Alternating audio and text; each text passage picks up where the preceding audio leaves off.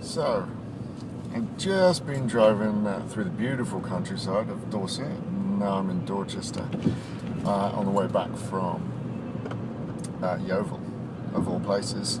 But as I was driving, I was noticing all the flooding, residual, flood water from the recent storms we've been having in terms of just where does the water go? Why doesn't it run away? Why is it still here? I mean, we haven't had rain for a couple of days now, which is quite nice, but which is absolutely brilliant considering it's been so freaking wet for the last 2 weeks.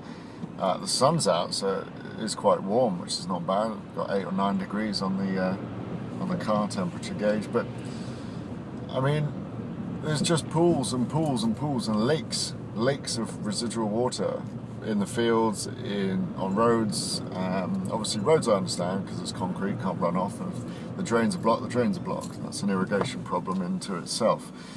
But the idea is that surely when water falls on earth or some kind of farmland or field or anywhere, we do have a drainage system known as, rivers in our country that takes the water away from the mainland and puts it out into the sea. So my kind of initial question is, why isn't this water running away? Why is there no runoff? Now, I did do geography at school and college, so technically I should know. There is a process called leaching. There's also a process called, I believe it's percolation. Specifically not coffee, obviously, but the same principle and concept applies, is that water runs through a granulous product, i.e. the soil or stones, and runs to the bottom. So the earth obviously is made up of different layers of soil and etc, etc. But what usually causes the flooding is that there's no water to run away, there's no space for the water. So imagine if you fill up a bottle. Once you reach the top, the water just overflows. That's exactly what we have with our field farming society, which is the problem is having the water table is full. So the water table is a hard layer of ground, stone, different layer of rock, basically, under all the other more permeable layers of soil and earth and etc, etc. So when basically that layer gets filled up and then it hits the water table, then obviously we have the flooding. There's nowhere for it to go. I mean,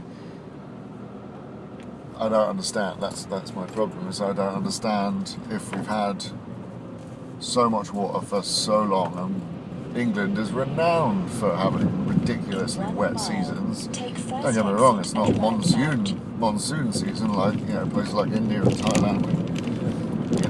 Parts of the States in the south where you get like 10 inches of waterfall in an hour. We get it all the time. It's constant. We're known for this. We understand that water's going to be a big part of our day-to-day life. But the last couple of weeks have been like storm system heavy, which is fine, and we get storms and that's not a problem. And then there's just so much water, but where does it go? Why doesn't it go? Is it just a complete backup from the water table? There's literally no space for the water to go, and I find that very hard to believe, considering that we're an island, we're surrounded by water, which is the sea. Or is it the speed of percolation? So it's the speed of how the water sieves and leaches through the ground, and different parts of the country are different, and different rock, different sediment, different soil type and things like that. Is it the speed at which the water can't pass? So if it can't pass away, even though it's not full to the water table, maybe it can't.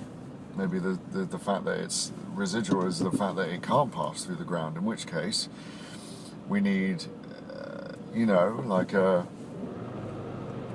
new drainage system. Not a new drainage system, but an amended and better, improved.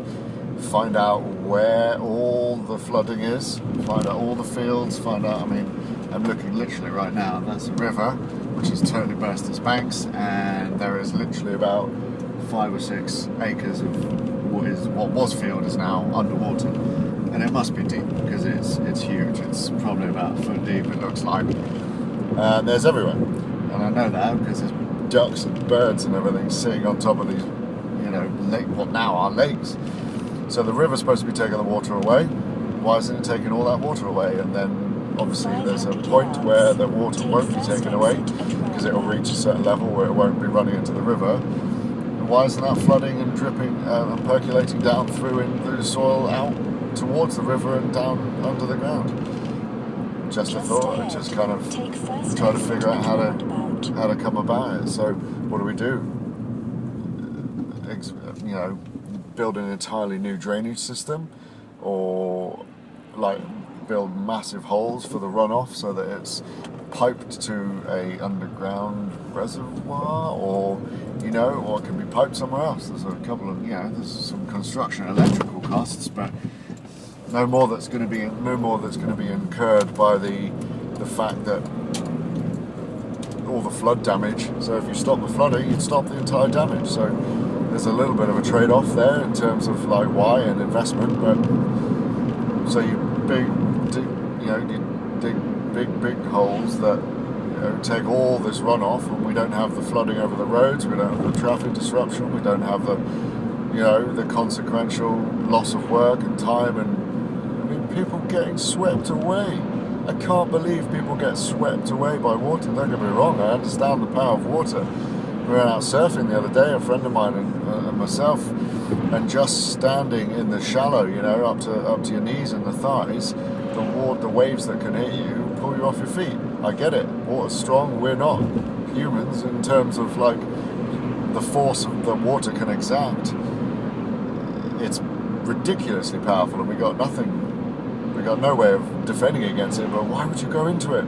There are people, I'm just going to walk my dog. I'm sure walking my dog in 2 foot of running water is going to be absolutely fine by this riverbank. Unbelievable. There's been obviously lots of cases of people being swept out to sea when they're surfing or swimming, and definitely shouldn't have been. I mean, surfers know not to go out in ridiculous weather, and they know the danger. Like, it's always a risk going into the sea with the waves and the power that they can exact. But if you're just walking around on the beach and there's 40-foot waves, it's not going to end well, as certain people have found out. The lady in Devon, and there's another one in Cornwall, I think, got swept out. And I mean, stories of people just walking to their car, getting swept away and not coming back, just never coming back again. Unbelievable. So I mean, that's kind of what got me thinking about it, is the fact that people are losing their lives because of a flawed system of what is essentially, Archimedes' first problem. Archimedes' screw. How do I get water from one place to another? We should just have a rethink about why and how we can move this water. Use it to good use. Energy harnessing.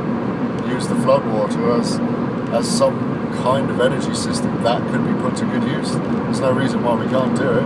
It's not like we're technologically flawed. We can totally think about something that the EA definitely. I mean, that's really nice. I see on the Met warnings and the EA website and things like that. The EA's issued 185 flood warnings across the UK. Brilliant. You can issue one flood warning on the news every day, and people that still do stupid things like go out in floods. But what's the point in issuing flood warnings when you don't do a damn thing about it? We go and look at a flooded area. Brilliant, it's flooded. What do? Send rescue teams in to rescue people. No problem with that. People got to be safe. That's what we're here for. That's what our services are for. But what are the EA doing? Warning us of something that's already happened is not a warning. That's observation. So if they're not helping, what's the point? Just a thought.